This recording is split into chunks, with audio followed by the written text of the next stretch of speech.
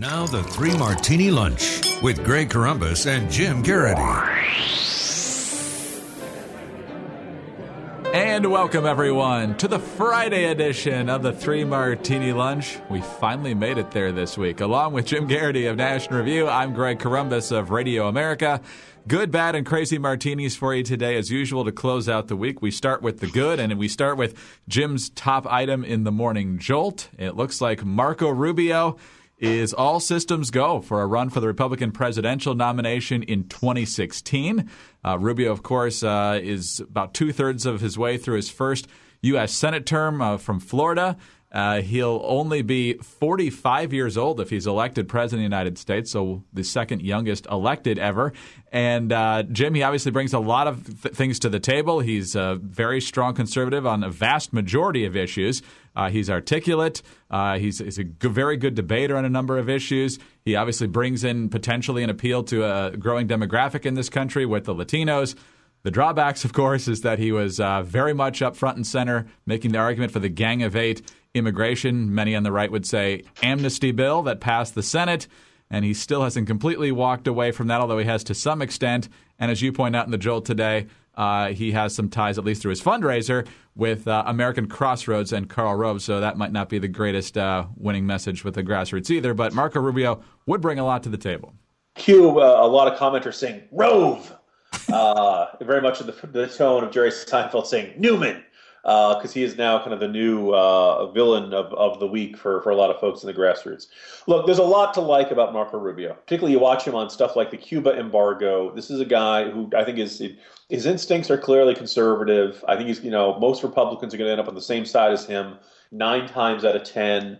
I think he's maybe the best communicator in the party, and if he's not, he's in the top 3 or 4. And he is the fresh face for everybody who's kind of tired of the reruns, the Huckabee, Santorum, Romney types. This is I think what I want to see spotlighted by the party. This is a guy who I think could connect with a whole bunch of people who are kind of tuning out of Republicans. I guess maybe the last thing I'd also just kind of say is that somebody had observed that in 2010, a lot of Republicans got elected, but mostly they were running on, if not local issues, it was not grand themes. When Marco Rubio says, hey, people will risk their lives to get out of Cuba to come here, nobody in Florida is risking their lives to get to Cuba. And he talks about what makes America unique, American exceptionalism, what makes us special. And that can extend into economics, that can extend into foreign policy, that can extend into social policy. But I think that's just a very deep, resonant theme. And I think it's a fantastic theme for a presidential campaign. And I think it's something that a lot of folks on the right feel like we have lost in the past 6 years, and we really want to get back. You alluded to, look, Gang of Ocho, that's going to hurt them indisputably. Did not handle that particularly well. And let's just, come out and say it, Greg. If you and I are having a party, do we send Marco Rubio to get the beer? Because if so, hope he brings his ID. Just a very young-looking guy. And you just kind of wonder, how many in the country are going to be, he's not a terribly tall guy, just, not the most physically imposing presence. As silly as it might seem, this is something that, people take into account in these sorts of things. So we'll have to see whether he can command a stage. Like I said, he's a fantastic communicator, and I would not count him out. And so, good luck to you, Senator Rubio. We'll see how it shakes out. I think the field will be better having him in there, though. Yeah, just a few quick observations. Number one, he'd be running against Hillary Clinton, and usually the old person versus the young person generally tends to work out better for the young person. It worked for Clinton against the older George Bush. It worked for Obama against John McCain. You can say there's obvious differences in the races, but I don't know that the youth is necessarily a bad thing. He did say if he runs for president, he's not going to try to do the presidential race and the Senate race at the same time. So if he gets in the presidential race, he's not going to be running for re-election, and that means an open Senate seat in Florida in a presidential year, which could be tough to hold that seat in a year where Republicans are already playing defense in a lot of places because they did so well in 2010. Other good thing for Rubio, in most debates, I'm pretty sure the water glasses are right there on the podium. There you go. Yes, exactly. Well, he actually observed something. So he goes through that. And, MSNBC plays it, I believe, several hundred times within the next, 24 hours. Right. But, he's still doing water bottle jokes, as a part of it, he able to laugh at himself. And, he remember him toasting with the water bottles with Netanyahu and stuff like that. I mean, he demonstrated a nice ability to laugh at himself when he looked a little silly. That's a good sign. There are other politicians who would not have handled that quite so deftly.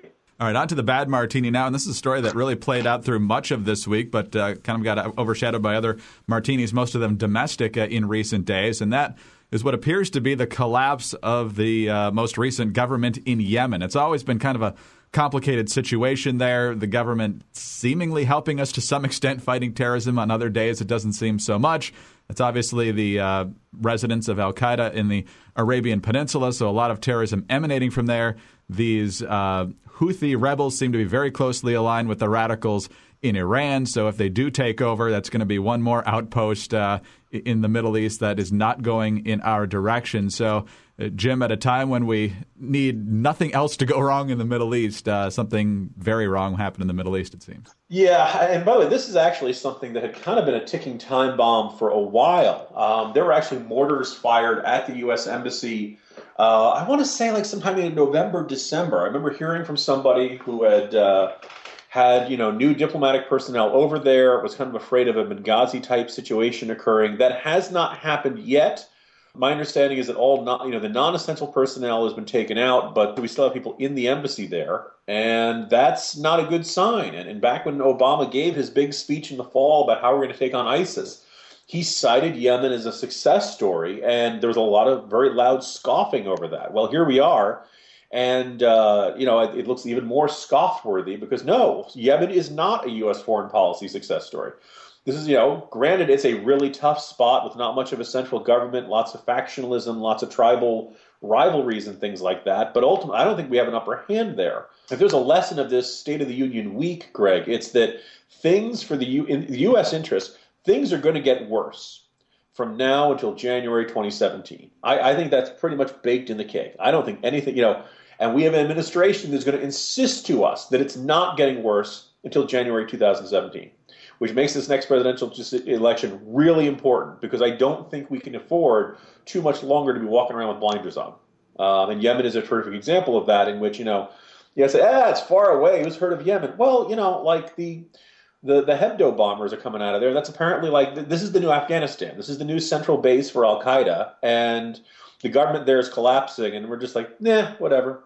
This is a truly depressing note to end the week, although, maybe the crazy martini will count as that as well. Yeah, well, let's stay in the Middle East a little bit because after the president basically painted the war on terrorism as all but won in his State of the Union speech on Tuesday, reality kicked back in on Wednesday when House Speaker John Boehner invited Israeli Prime Minister Benjamin Netanyahu to come address a joint session of Congress on the threat posed by Iran, terrorist, nuclear, and otherwise. Apparently, he did not tip off the White House to this invitation. So now the White House, Jim, is saying that this is an affront to the dignity and legitimacy of the administration.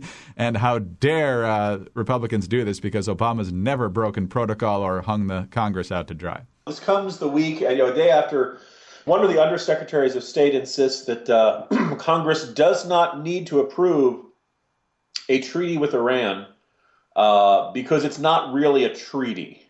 Now, of course, the U.S., if you look at that Constitution, Obama apparently never bothers to check over at the National Archives, but it's really written down out there. And it says that, the Senate has to approve treaties by 2/3 to make this sort of thing happen.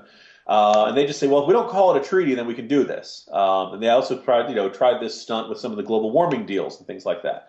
The president will just ignore this kind of stuff. What really got me was this idea that, well, inviting Bibi to town, and I guess the objection is it's close to an election, but I'm pretty sure you could go back and find.